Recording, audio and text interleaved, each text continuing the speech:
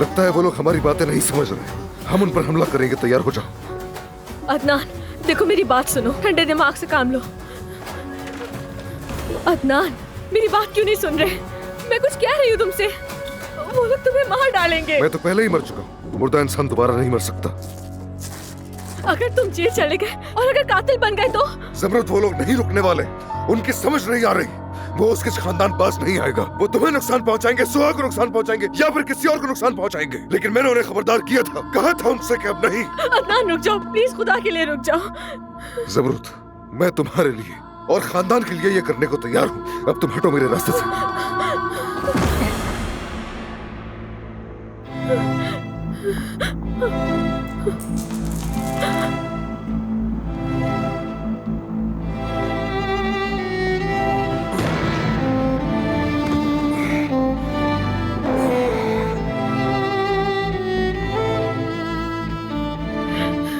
मुझे माफ कर दो।